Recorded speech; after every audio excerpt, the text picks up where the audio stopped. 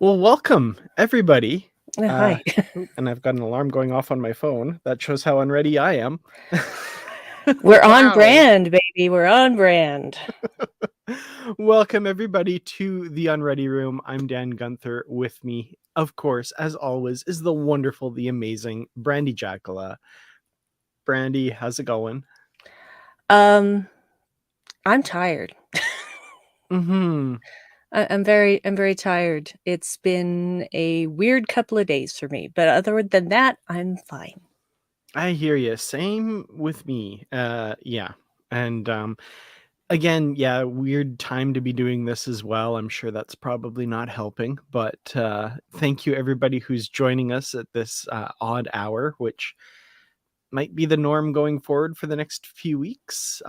Just two left after this one, though, actually, now that I think about it, which makes me sad, but I think we're going to have a lot of fun talking about stuff. Um, Yeah. this week, fun might not be the appropriate term for the episode we're talking about. There's some fun stuff in it. We'll wring all of the fun we can out of it for sure, but definitely a very dark episode, a very poignant and yeah, dark. I guess that's just the best descriptor for this one. So we are talking about Star Trek Strange New Worlds Season 2, Episode 8, Under the Cloak of War. And even from that title, you can tell it's going to be a heavy subject. So thank you, as I said, to everyone who's joining us live and to everybody who's watching later. We really appreciate you as well. So yeah, let's jump into it with Under the Cloak of War. So first of all, with that title, before you saw the episode, did you have any expectations going in? The only expectation that I had was that it would be heavy, and I was not Hmm. wrong. Yeah, definitely. That is the theme for the week for sure. So Hmm. yeah, we start out by learning about this ambassador, Ambassador Doc Ra, this Klingon ambassador, well, Federation ambassador, who is a defected Klingon from the Klingon War. Um, and we don't know anything about him to start out with, other than he's a Klingon, and he defected, and all these, there's tensions among the crew because, of course, certain numbers of them served during the Klingon War. The majority of the crew, however, was kept out of the war. So. There's definitely going to be some tension there, some divisions, and some differences of opinion, shall we say. Yeah. Well, they very succinctly remind us before the actual episode starts with the previously on Star Trek Strange New Worlds Hmm. sequence that we're reminded that both Chapel and Mbenga have seen combat and have been, basically in what amounts to a MASH surgical unit. The S in MASH stands for surgical. Sorry. Um, so it's they remind us of that, and they remind us of Protocol 12 and some other things just that pertain to leading up to this episode, I guess is the right word. They want us to remember, hey, we did talk about this. This isn't coming out of nowhere, because sometimes people act like things come out of nowhere, and then you can go back and say, oh, no, no, see this episode. Hmm. Yeah. So, yeah, we're reminded of all of that. We're getting the setup here, and we actually get to meet this ambassador. And at this point, I'm holding out hope, right? Like, I'm Mm, hoping this will be one of those Star Trek episodes where you get to meet the enemy, and maybe, like, again, like I said, we don't know anything about this character to start out with, other than he's a Klingon. And we think that maybe that's where some of the prejudice is coming from. We learn, of course, there's some real reasons for the opinions about this guy. But to start with, I'm putting all my hopes in this, that this is like a Chancellor Gorkon type character, right? That this is the one that shows us that the face of our enemy can be a friend. There's several things in the episode that very quickly disabuse me of that notion and really put my hackles up and make me suspect things. But from this moment where he's first beaming on board, I'm like, I'm like the typical Starfleet optimist guy. I want to like this guy. I'm looking for reasons to like this guy, I guess is how I would phrase it. Yeah, I was hoping as well. Plus, I recognized this actor. I had to look him up after I saw his name in the credits, but his name is Robert Wisdom, and I Mm-hmm. have seen him in many, many, many things. He's been in so many things. Um, and I really like him. I really like him Yeah. as an actor, and he has, I guess the best word would be gravitas. Like when he is speaking, you are not thinking about anything else. You are completely focused on him. And I think he was the perfect person to play this character. Um, I did feel like when we first meet him that it felt like he was putting on a performance to me. Mm-hmm. That was my first impression. And I thought, well, I can't make assumptions. So let's just see how this goes. Oh, no, no, no, it's not going to go well. Okay. Yeah.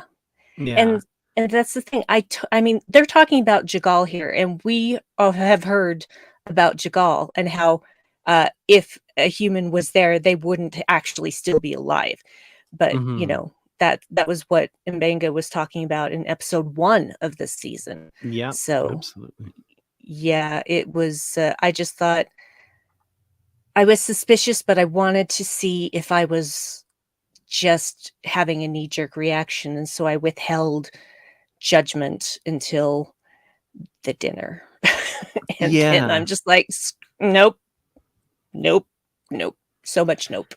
Well, I'll tell you when my hackles are up, right? Of course, Yeah, of already. course. But when I first was like, okay, there's something deeper here. There's something going on.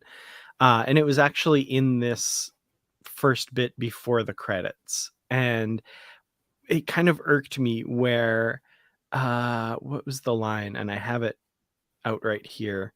Um, where Spock is creating this Raktigino for him, right? And um, he said, Spock says, I must admit, it has ignited a curiosity in me, a desire to experience more of your culture. And he replies, there's nothing to experience. They're a warmongering race limited by ideology. And I was like, you know, that felt like a performance to me. Or Hmm. like Lip service. the lady doth protest too much, like he's Yeah, really trying to sell this kind of thing a little bit, right? yeah, That's how I read that a little bit, and it immediately put me off of him, not just because of that, but also just like, you know, bad mouthing a culture regardless of what culture it is and dismissing it as nothing more than X, Y, or Z. Really, like, I don't like that, whether that's talking about the culture you came from or another culture or what, right? So I feel like that line was deliberately put there to like make you feel off about this guy, if that makes yeah. sense. And it did make me feel off because I thought, actually, I know quite a bit about Klingon culture at this point in my particular knowledge. Granted, they don't have that kind of knowledge yet in Strange New Worlds, but I just thought, I don't think that's correct. And I felt like he was trying to overdo it and portray himself as really not Klingon anymore Hmm. in order to try and leave his past behind. You can't do that. You can't pretend to be something other than what you are and have people take you as genuine. Hmm. It's gonna fall like a house of cards. It always does. Yeah, it feels like everything he says, every move he makes is very calculated to sort of ingratiate himself to his Mm. hosts, right? Like that's how Yep. it feels. And I'm sure he doesn't feel like it's coming across that way, but Oh, of um, course not. and there's certain crew members that probably are a little blind to that as well, because you know just like they don't have the history of the Klingon War like some of the members of the crew do, they also don't have the history of, 56 plus years of Star Trek history of us watching the Klingons and how they tend to act and tend to behave even when they're atypical Klingons. This guy isn't even acting like that. Like, he's Mm. acting like he's putting on a show. I felt at this point. Um, Again, not to the point where I wasn't hopeful that like maybe I'm wrong, but at the same time, I'm like, hmm, that's either a poor choice by the writer or the actor, or there's something like, that's kind of where I was, if that made sense. Yeah, oh, I And didn't think it was a poor and I choice. was and I was well, as I was about to say, Deliberate. as I was about to say, and I was leaning heavily towards the like that's deliberate, and they want me to have my hackles up about this guy. Yeah. Yeah. It's interesting. A thought just occurred to me because Spock does have experience with Klingons, but his Mm-hmm. experience with the Klingons has been pretty much positive. Yeah. Because when has he really interacted with Klingons except when they jumped in to save the day in the battle with Control? So Yeah, that's true. Yeah.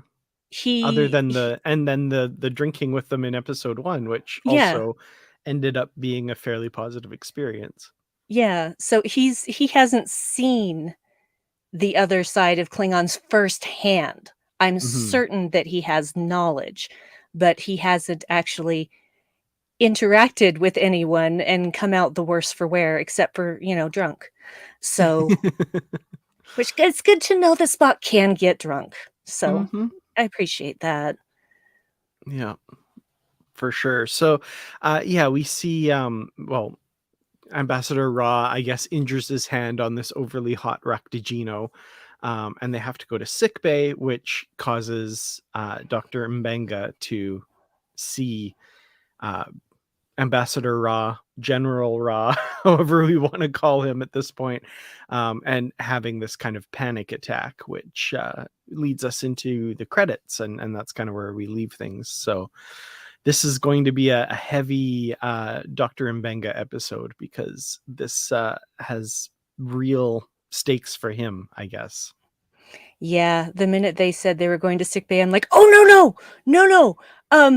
Uhura, she has a dermal regenerator in her quarters. Let's go there. Don't go to sick bay. Don't go to sick bay."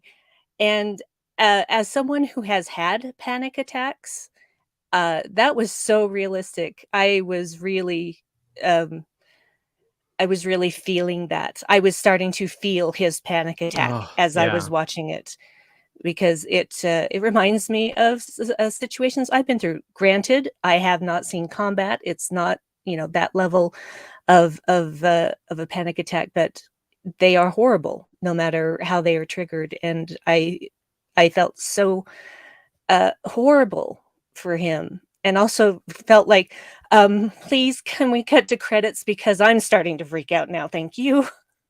Hmm. Yeah, and wow, Wellington, thank you so much. Um, and yeah, to reiterate Brandy's point here, to anyone thinking that Babs overreacted or overacted, Mbenga's panic attack looks exactly like the dozens of ones I've had, career-ending panic attacks. Wow, yeah, Mhm. not war related, hospital related. Babs' portrayal is accurate. Yeah, absolutely. Um, I've only had one thing in my life, so I can't speak to it at all that even comes close to anything like that. So my experience is very limited, but I've sat with people who were having a panic attack and talking them through it and stuff. And um, yeah, like I immediately wanted to jump into the screen and do something for Mbenga here. Like, it felt very, very real. So thank you for that. I appreciate that. Yeah, it's not fun, and it's very, very real. And Hmm. anyone who thinks that you have some sort of control over it, you don't. You Yeah. don't have control over it. You don't have control over what triggers you. You don't have control over how it overtakes you. It can happen anywhere, anytime, and it's horrifying.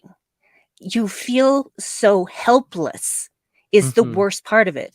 Feeling helpless. I'm getting upset. I'm sorry, you guys. No, it's totally understandable. What drives me nuts is people who don't know these things, of which I count myself, of course. I don't know firsthand, but people will say things like, "Oh, it's all in your head." That doesn't make it less scary. I don't want things in my head. Like that's terrifying to me. Your brain is who you are, and like if you're experiencing it in your head, you're experiencing it. Like that's a real thing to you. I don't get how that, but for some people, is a dismissal of what's happening, right? I'd rather have something in my knee than in my head, to be honest. Yeah, well, that it's this whole mindset that we currently still have about how what goes on in your head is not important. What Yeah, or goes not on with your real. body. Yeah. Yeah, if you're having a mental problem, that's somehow a detriment. That's somehow your fault. That somehow makes you less than. But if you have a broken leg, you just go to the doctor and fix it. And we still have this attitude towards mental health like this. Mhm. And it's super frustrating because nobody outside of the situation, I mean, if you've never had depression, you can't understand what it's like to have depression. It is not just mentally debilitating, it is physically debilitating. The same is true of panic attacks. It can be physically debilitating, as you can Mhm. see from what Mbenga went through when he was having his. So it's just I'm just so frustrated with people who's like, "Oh, it's all in your head." Well, of course it's in my head because guess what? My brain controls my body. That's Mhm. how it works.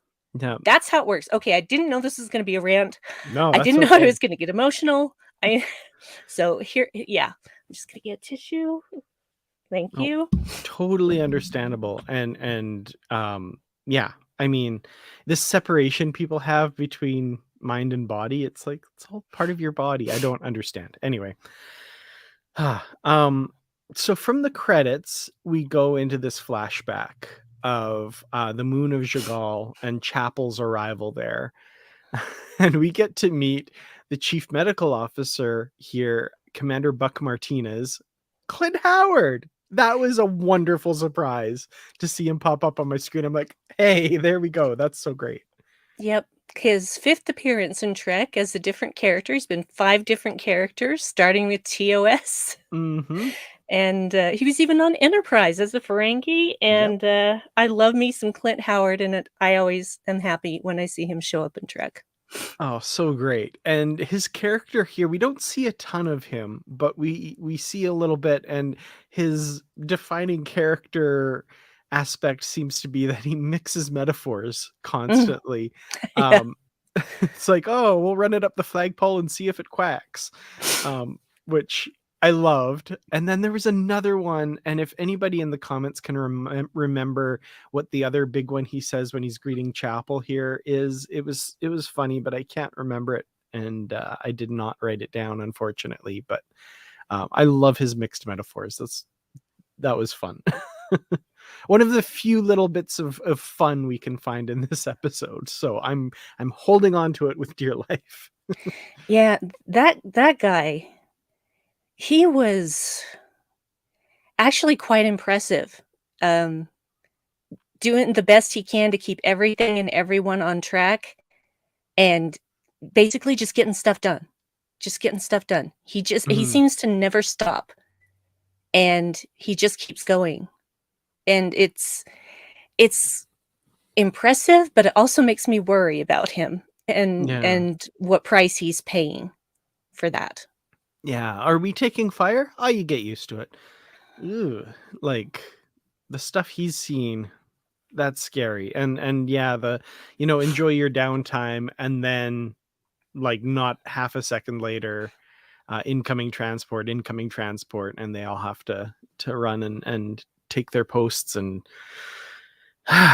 take care of the incoming wounded. And I mean, this has been said. I think it's like MASH without the quips of Alan Alda. I guess Clint Howard here is the closest we get to that little bit of acerbic wit in the form of malapropisms or mixed metaphors. So but yeah, it's MASH, but only the dark meaningful episodes of MASH, like only the ones with the message, right? Yeah. Dave says the thing was the squeaky wheel doesn't get something, and I can't remember what he said. Oh, the squeaky wheel gathers no moss, I think, or something like that. Yeah, something I think that might have been it. something just completely incongruent. I know that. Totally. Yeah, I think that might have been what it was. Thanks, Dave. That's awesome. But yeah, right, totally. Incoming transport, yeah, that anytime you heard that, it was just like, oh my God, again, right? So that was brutal. And Chapel's very quickly thrown into the thick of it. She's now the head nurse. She was expecting to check in with the head nurse, but nope, she's it. She's got the most experience, and now she's in charge. So brutal. Yeah, I don't know what I have to say about all of this other than it's just so the triage of the patients, and they don't have an organ regenerator, so they, at first, this patient who needs multiple organs replaced, they're just going to have to let die. But then Mbenga says, well, no, we can put him in the transporter and save his pattern, right? So that sets up something later that of course is very hard, but yeah. Unfortunately, I saw that coming. The Yeah. minute that they put him in the buffer, I thought, no, Mm-hmm. they're not going to be able to save that guy. Something's going to happen. Something's going to happen. But that's obviously, comes from what Mbenga does for Rukia. So he can keep her alive as long as possible while trying to cure her. Yeah. No. So that's probably where he got the idea. Yeah, for sure. That link there with Rukia in season 1 for sure. We also have this emergency surgery that Mbenga and Chapel are doing on this fallen soldier, and what somebody in the comments already pointed this out, but what was a lighthearted moment in Lower Decks when Tandy says, "I got to hold a heart."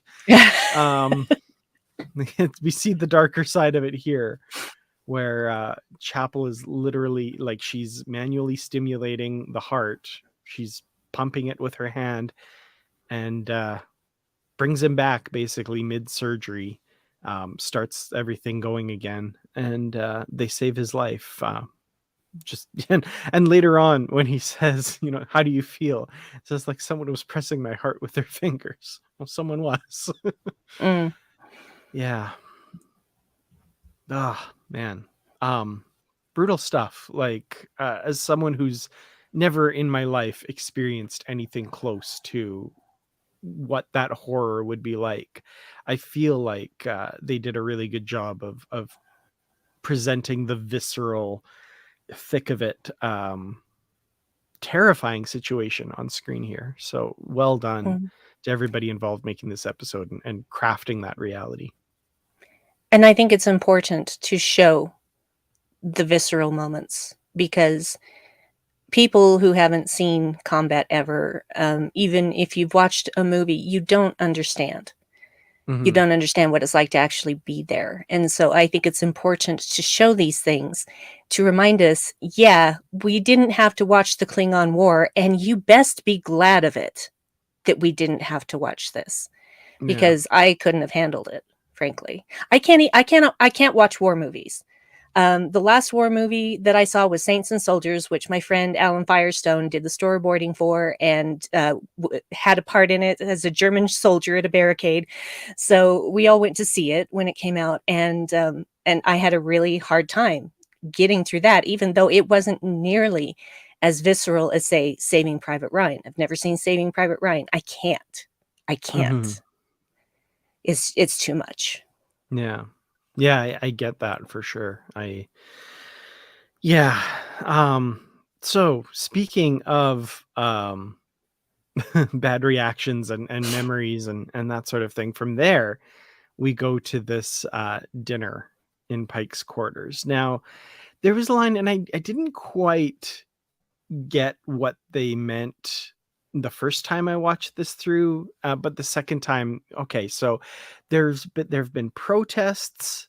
So now Starfleet has made it a policy that veterans of the Klingon War must interact with Ambassador Ra when he's being transported on starships. I guess because protests have pressured them into making that decision, which I didn't really catch that the first time. So I didn't understand the pressing need for Mbenga Mm. and Chapel and Ortegas to be there. But um, that's an interesting. I wonder how that what's your opinion of that of these protests that have led to this policy? That I'm curious about that. I'd love to see how that played out because hmm. I actually I understand where it's coming from, Mm, but it isn't taking into account the reality of the people who have seen combat. yeah. And those people should never be forced to interact with anyone that, you know, they were in combat with. Hmm. And though Mbenga may not have necessarily interacted with Ra directly, he sure interacted with everyone else up to him. Yeah. So no one should ever be forced to do that. No one should ever be ordered to do that. I think that that was a very poorly judged decision made by people who hadn't been in the war. Hmm.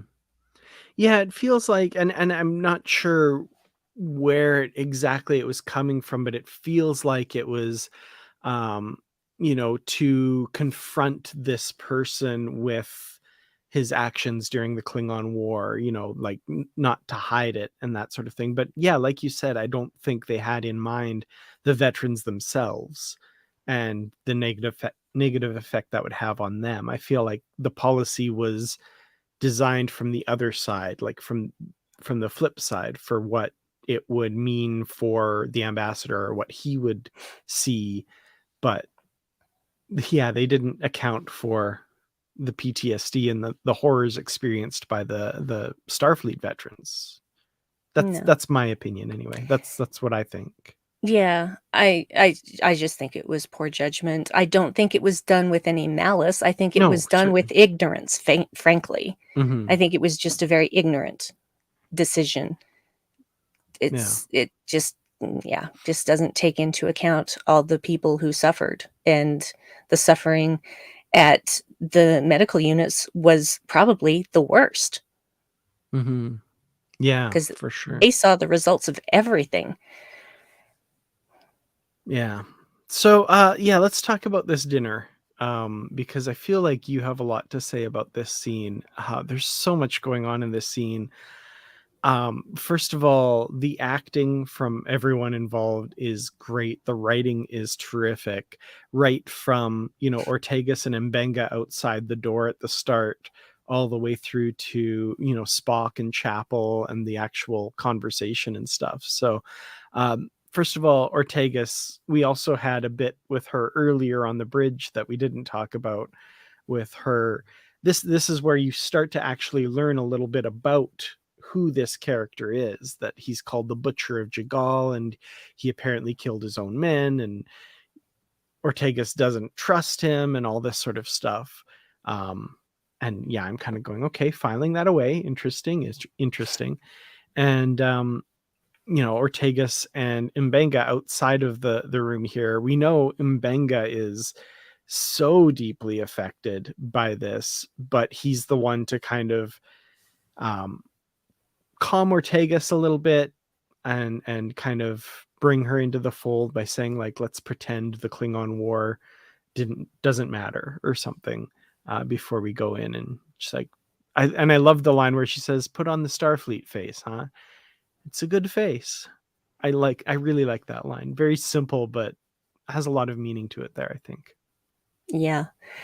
Well, the thing about trauma is that because I always say people can choose their behavior, but when it's coming from a place of trauma, there isn't a lot of choice there.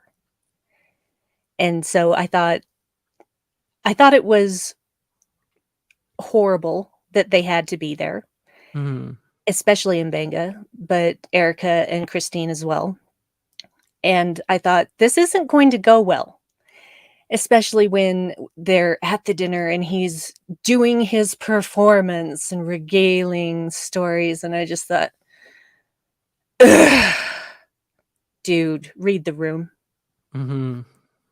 Yeah. And again, the performative aspect of it, when, Chapel says, like, I wish he'd stop talking about those negotiations and stuff or whatever. And Spock says, I can handle this, and mentions Sun Tzu's The Art of War. And he's like, a most excellent piece of human blah blah. And I'm like, yeah, this sounds like a script. And not, I mean, it is a script, but you know what I mean? Like, in Mm, context of the show, it sounds like he's performing. It sounds like he's reading lines that he thinks the people around him will respond well to. And I mean, for the most part, he's right. Like, I feel like this performance, this act works on a lot of people, right? Like, he's gotten to where he is by doing this. The problem is there's at least three people in this room who know better, or at least suspect they know better. Two people for sure that absolutely do know better. mhm, So that was I the watching it the second time especially, and knowing his character is what we find out at the end.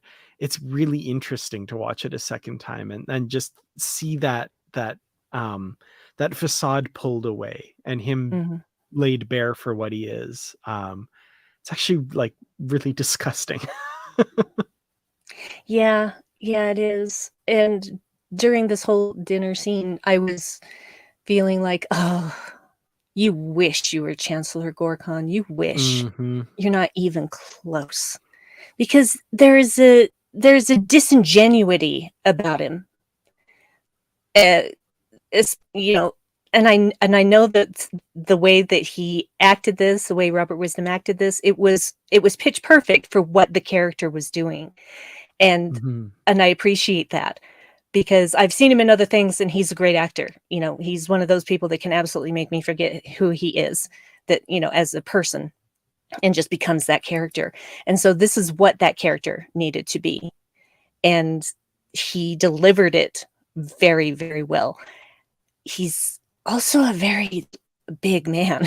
he's, Yeah. he's, a, he's a tall man, he's imposing, and he wants to project a peace. I know that that's what he's trying to project, and yet the actor is doing this amazing job of also projecting this falsehood for us, the audience. And Mm. it's just, I really think it's brilliantly done. Yeah. Like, I feel like even the walking stick he uses, right, is just all Mhm, part of this performance. Like, of course, later we see him and Joseph engaging in full contact makbara, they call it, right? Like Klingon judo. Makbara, of course, we know from TNG. That was a nice little continuity bit there. But he's as he says to Mbenga, which I found this just a gross line. He's like, "I'm more virile than I look." I'm like, oh, bleh. people misunderstand what that word means. Yeah, I think so, because yeah. You keep using that word. I do not think it means what you think it means. Joseph should be like, I don't see how that comes into play with what we're doing here. Please, no. Because, basically, folks, what virile means is you able to have kids, okay? Hmm. That's what that means. Yeah. So him saying that he was virile is just like, "I don't need to know that. What are you hitting on me? What is this?" Yeah. Ew. Interestingly enough, and I didn't learn this till years later, but the word triumvirate, um, it comes from the same root as virile. It's What? Yeah, I know. It's some weird link. Like it's three. It's basically emphasizing the maleness of the three people in a triumvirate. So it doesn't mean the virile part doesn't mean virile, but it's like borrowing from the same word to indicate that the three people in the triumvirate are men, which is English be weird, or whatever language we stole all of that from be weird. Um, let's see, English came from Latin, And probably some German Italian, and German, yeah. yeah, there's a lot of, and that's why our rules don't make any sense. Yeah.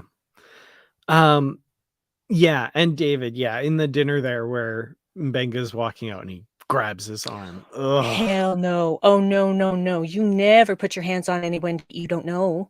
Yeah. That is And in, that is not okay. yeah. And that was another moment that Babs acted that perfectly. Like you could just, it's almost imperceptible, but he just stiffens up.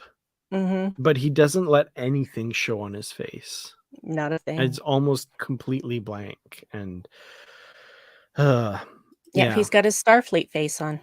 Mm-hmm. It's a good face, but it comes at a cost, I think, which Oh, it that absolutely does. sucks. Yeah. So yeah.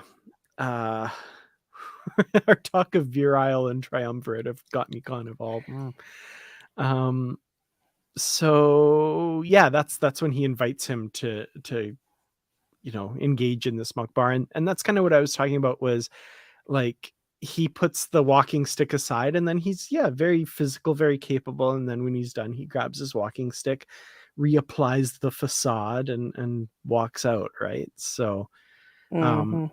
at this point, I mean, I'm absolutely sure, I don't know what exactly is being lied about, but I'm like, okay, it's either a complete sham or there's some aspect of this that's just a complete lie, because they're obviously leading you to this, and at this point, Joseph knows something as well.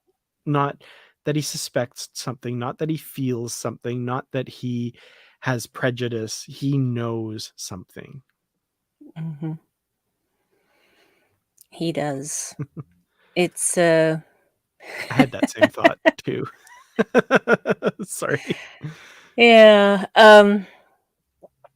he was doing a cosplay, and because Hmm. that's actually what I thought of, is Yoda with a stick. Totally. Yeah. Yeah, excuse me. The thing I find interesting is that what he did was to take credit for something that he didn't do that was a horrible something, Hmm. and I thought, "Why would you want to do that?" And then I realized, of course, that just gives him more power, not because people are afraid of what he did, but look at this guy. He was the worst of the worst, and now he wants to spread peace. He wants to make amends, etc. And I believe that there is a part of him that actually wanted to do that, but it wasn't the biggest part of him, Hmm. obviously. Yeah. Yeah, and that's really telling at the end, where and we'll jump right to the end here, where Joseph is confronting him with this truth that and the way they get to it too is, who fought the hardest. And it's so subtle in the performance. I didn't notice this the first time I watched it through, but the second time I watched it through, it's subtle, but how taken aback he is by the question, and how kind of flummoxed he is by the question until he finally gives an answer. I I wish I could go back and erase the memory of the end of the episode and rewatch it again to see Mm, if I noticed that, because I did not notice that the first time, where he's like, oh, this guy fought the hardest. And I think when I first watched it, I must have just been thinking like, oh, he's giving it consideration. But the second time, it's so clear how like knocked off his game that he is by the question, and how he's kind of fumbling for an answer. And I'm like, how did I not see that? Um, but then of course, Mbenga in the later scene saying it wasn't him that fought the hardest. It was this other guy. I'm the butcher of Jagal. And the like you said, the horror at the fact that Ra would take credit for something that has been such a shame for Joseph. That was such a telling line, and I mean, you can see why he would take credit for it, because it gives him credence with the Federation, right? It's like, oh, he was so horrified by the actions of his men, he killed them all in order to escape and defect.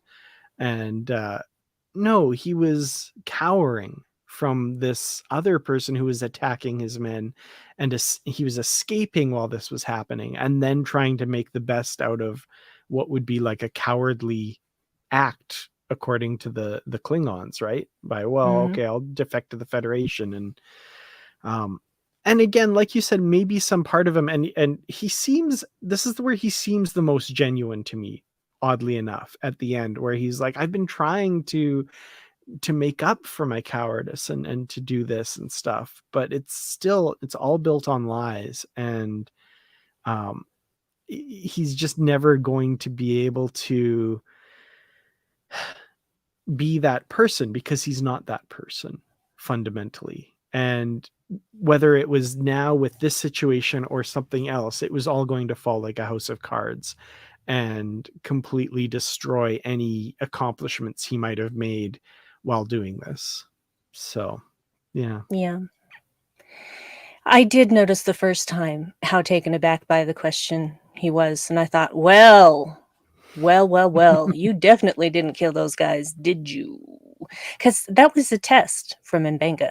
Of course, yeah. And of course, Ra couldn't possibly know that because he didn't know Joseph was that basically assassin.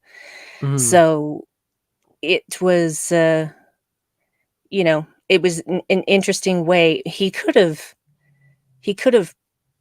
made something else up, like he didn't remember in the heat of the fury or something like that. But it doesn't matter how he would have answered. It would have been a lie, and Benga would have known Yeah. because he was there. Yeah, and I should clarify, like, it's a really subtle thing. Like, when I was Yeah. watching the scene, I obviously suspected or knew that he didn't know the answer to that question. Oh, yeah, yeah. But it wasn't until the second time where I noticed, like, just these little things that he was, like, completely knocked off his yeah. I don't know, it's really subtle, the difference, but for whatever reason, the second time, it was just so telegraphed on his face, and I was like, how did I don't know. It was subtle, but not subtle, if that makes Mhm. sense. But Good acting. That's yes, that's that'll the do best it thing. That'll for do sure. it. Yeah. Oh man. So okay. Let's talk a little bit more about the flashbacks, unfortunately, because we have to, but um this is where that pattern that was saved, for example, they have to purge it because they need to transport her online to bring in more wounded. And Chapel is starting to do that, and then realizes what's happening when she sees, of course, there's the pattern in the buffer, and she goes, oh my God, we can't do this. And, he'll die. And Mbenga reaches over and purges it. Mm. And it's the horror of mathematics, Mhm. the cold calculus of war, which absolutely sucks. But we see the visual representation of that, where that pattern gets deleted, purged, and then 5 or 6 more are populated in there as they bring people in. uh, yeah, I mean, you sit and coldly calculate on a piece of paper why that's absolutely the decision that had to be made, but it's the trolley problem, right? Like, Yeah. it's made manifest there. So ah It's it's the good of the many outweighs the needs of the many outweigh the needs of the few or the one. Yeah. It has to be a numbers game in a situation like that. It's wrong, but that's how it has to be. There's no other choice. You're going to sacrifice 5 lives for this one. How Yeah. many more would they be sacrificing? Because there would be other wounded having to come in. Yeah. So there was no other choice there, and it was a horrible choice. And Mbenga took that on himself because he was already so low, and he didn't want Christine to be the one to do that. That Yeah. displayed great compassion, I think. Yeah. Absolutely. Um, yeah, and that really speaks to his character, that he's willing to take that on and not burden Christine with that, right? So Mhm. we've also got this Andorian officer Trask, who's involved in black ops and the making of war, those horrible things that have to be done in the name of um, king and country, I guess. But Hey, apparently Mbenga is known as the Ghost, and this Protocol 12 concoction that he invented that is now against Starfleet policy, because apparently pumping your body full of adrenaline and painkillers is not good for it. Mm, Um, but this guy says my men need an edge, and he refuses. Um, and so he's turned them down. They've all come back from this operation dead or dying, basically, though. And the young man who they saved, that Christine pumped his heart, of course, and we just get a really quick shot of his lifeless body and horribly killed in pretty gruesome manner. Just again, like, more meat for the grinder, right? Like, they patched him up just for him to go out there and have that happen to him again. um that was a gut punch. Yeah. yeah. I knew that the minute he was Oh, of said he was course. gonna Yeah. go. I'm like, well, he's not coming back. None of these guys are coming back. Yeah. So Which leads to Mbenga grabbing the knife that's there and suiting up and taking some Protocol 12 with him, and he gives some to Christine and tells them, if the Klingons invade, use this and run.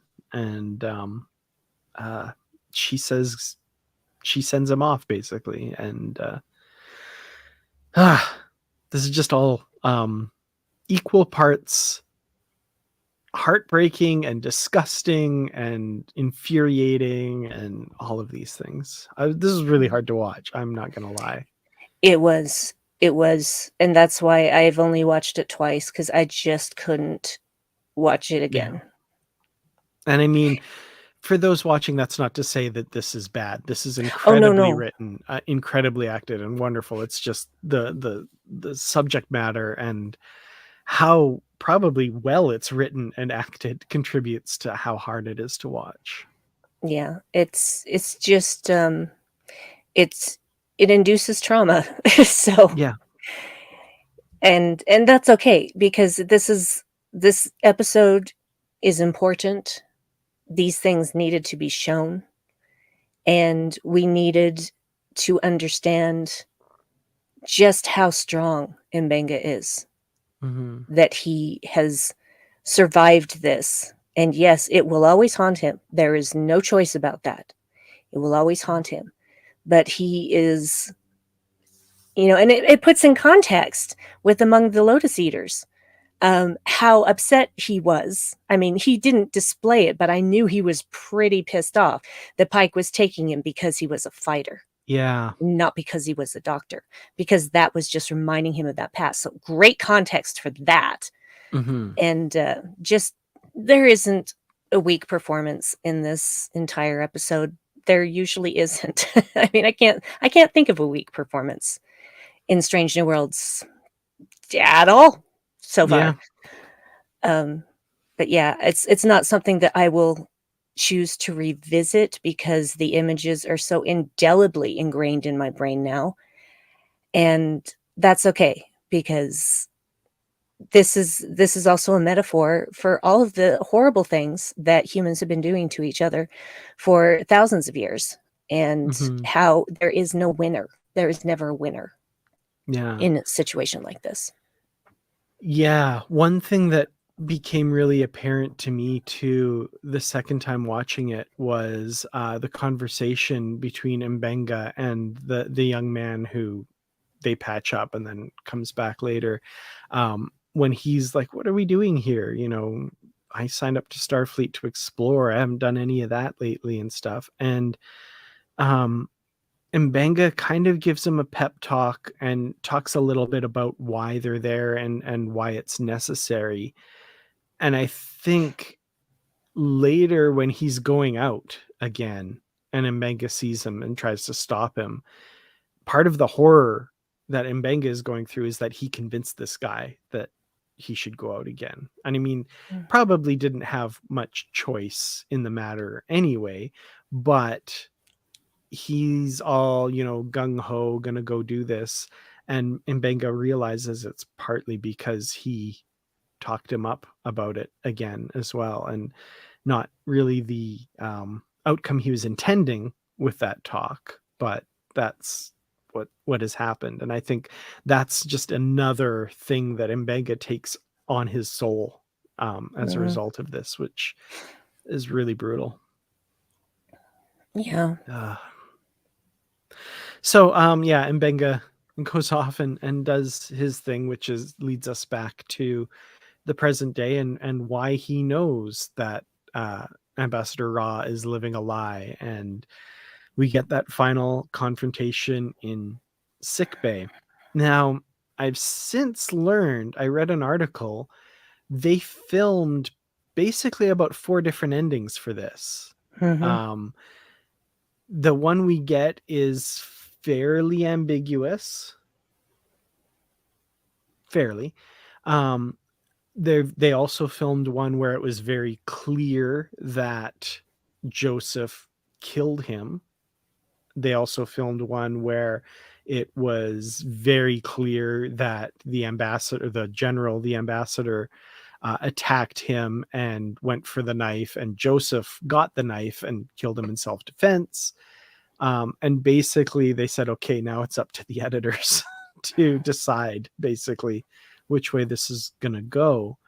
How do you feel about their decision? How do you feel about the ending of this? Well, I think it's an interesting way to do it so as not um, to show. I think it's to show that no one's right in war. No one.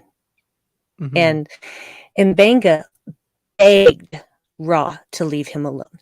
Yeah. Begged him more than once. And he just kept pressing it and pressing it and pressing it.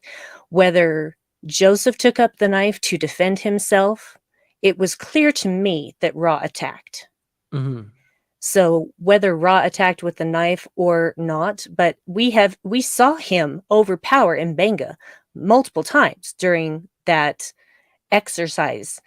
And so uh I no matter which way anyone else looks at it, the way that I see it was that Joseph was defending himself. Mm-hmm. End of story. And also that he wasn't sorry that this guy was gone. Yeah. And Yeah. I'm Sorry. okay with that. I'm okay with Yeah. that. And we get that articulated by Joseph at the end too, when he's talking to Pike. He says, I'm not sad that he's dead. Hmm. I'm Right. not either. Yeah, me neither. Um, and yeah, it's very ambiguous, I think, in how they shot it and stuff. Um, but yeah, that was my feeling too, was that uh, it was self-defense. And as you said, Joseph, several times, and I love this. I saw online somebody compared this, said this was Mbenga's "please choose to live" Hmm. moment, where he says, "Please leave me alone. Why can't you leave me alone? Go Yeah. away." Yeah. Now, Yeah. part of me wondered too, and I've wondered other things of a similar vein with other characters because we know how things shake out in TOS, or we have the broad strokes of how things shake out in TOS. Part of me wonders if something more about this incident comes out or comes to light at some point, because there's a reason why Mbenga is not the chief medical officer going forward. He's of a lower role. I'm trying to suss this out because we only ever see Mbenga in the short-sleeved smock in TOS, so we don't know his rank. Mm, But I never got the impression in TOS that he was a commander. Like mm. he would outrank McCoy if he was still a commander in TOS. So I'm wondering, and again, this is kind of maybe an obvious answer, so I don't think that's what's going to happen, because there's other things that I feel like were obvious reasons why things happen in TOS that the Strange New Worlds writers have gone, nope, actually it's this, and you're like, oh wow, Yeah. good job. So I feel like if I've been able to think this is the thing, that's probably not what they're going to do, because they continually surprise me. But it was just a wondering that this, if more about this incident came out and it skewed things differently than the way we've interpreted it, if some tribunal somewhere came to a different conclusion, whether or not that's actually what happened, yada yada yada, that could be something that would negatively impact his career later, possibly. um but maybe not. I don't know, it was just an idle wondering while watching this. Well, it could be that Mbenga decides he doesn't want to be chief medical officer It anymore. could be, yeah. And it could just be personnel changes. I mean, a new captain comes on, he brings who he wants on as chief medical officer, and Mbenga goes an internship on Vulcan for a bit or whatever, right? Like Mhm. it could all be, there's nothing negative, and that's just the career path he's chosen. He doesn't want to be a chief medical officer anymore. So, yeah. He doesn't wanna have to make the hard decisions anymore. Mhm. Yeah. That's my headcanon. I'm gonna go with that. Yeah. We'll see, because I feel like they'll actually, that certain things happen that, like, it's clear they're moving pieces to arrange things how they end up, right? So Mhm. I feel like we'll get an answer one way or the other on why Mbenga is where he is in TOS at some point. So Yeah. Well, that's the thing. I think the writers have earned our trust at this absolutely. point. So I'm just gonna trust that they know what they're doing because they've proven to me over and over and over and over and over that they know what they're doing. Yeah. So I'm not going to go by other people's knee-jerk reactions. I never do anyway. And I'm just gonna say, well, they'll let us know when it's time. Yep, for sure. It's fun to speculate though. I don't know. Oh, it's always fun to speculate, but then I go down a rabbit hole and I don't come out for days. Okay, not days, but yeah. Well, with that in mind, any final thoughts and ratings for Under the Cloak of War? Mhm. Um, it's hard. It's Yeah. hard. It's important. I don't really know that I have anything else to say about it other than it had to have also been a really hard episode to film for some people. I know it was really hard for Melissa. Mm. So, and also, guys, if you haven't watched the Ready Room episode on this, please do. Please do. Especially if only for Melissa, but definitely for Babs as well. So, um, it was brilliantly acted, brilliantly written. I can't fault it in any way in that regard. I'm never going to watch it again just because it's too hard. And it's in my brain. I don't have to watch it again because it's all in my brain forever. But I give this one great big panic attack. Yeah, that's a fitting rating for sure.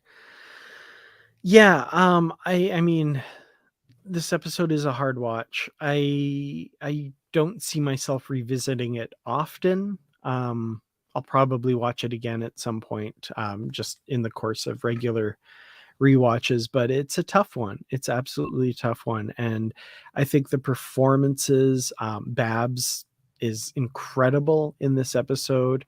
Um, of course Ambassador Ra himself, like incredibly acted. Just this person that by the end of the episode you absolutely despise, and you realize it's because of the incredible performances of him and Babs that make you despise this character. And it's so good. Um yeah, it's a tough episode. I gotta say, it was so great seeing oh my goodness, my brain. It was so good seeing Baylock again. Yeah. Wow, it's flood my brain. That's weird. But yeah, no Tranya, but mixed No, I was just metaphors. gonna say, dude, where's the Tranya? Let us drink Clint Tranya. Howard. Yeah. Wow, there we go. Some Gotta neuron love that guy. finally fired off in my brain. Um, Gotta love that guy. absolutely. So yeah, I'm gonna give this one one really cool starship design we see at the beginning of the episode, the Kelsey May. That was a cool ship. I want to see more of that ship. That's what I'm giving this episode. So Yes. yeah. So mostly good ratings for this episode. I mean, you can't fault it. It's technically and dramatically amazingly done, right? So Yes. but just tough subject matter for sure. Mhm. Yeah, a lot of similar opinions as to the difficultness of watching it for sure. So yeah, Yeah. I really like this comment. That's awesome. Mhm. They demonstrate that those in Starfleet choose to be good people despite those experiences and individuals who scar them. I like that. Yeah, the the embodiment of putting on the Starfleet face, right? Yeah. That's interesting. I like that. Awesome. All right. Well, thank you all for joining us. Next week, we'll be back again with the episode Subspace Rhapsody. And if you want to talk about a tonal shift between the episode before this one, then this episode, and then the episode after this one, um, I can't wait to talk about that one. I have so Me many too. thoughts. I have so many things that I want to say, and I can't say them. Same. But so until next week, thank you all for joining us. We won't be singing our review next week because I'm just not that talented, but it's going to be a fun one to talk about. That's for sure. Yes, it will. All right. So, Brandi, tell us about your podcast before we go. Yeah, Boldly Go, Star Trek Strange New Worlds podcast, because my partner for episode 7 forgot his recording equipment and left it at home when he went on a short trip. We haven't recorded that episode yet, so I'm going to be recording that today and then episode 8 tomorrow. So that's going to be fun editing. So, excuse me. So sorry that that episode is going to be late, but it will be worth it. That much I do know. And you can find that on all of your podcast catchers and whatnot. And you can find me on Twitter at Brandywine12 and on Mastodon at Brandywine at ravenation.club and on Blue Sky at Brandywine. So haha. Ooh, very cool. Well, once again, thank you all for joining us. We'll see you again next week. And you also live and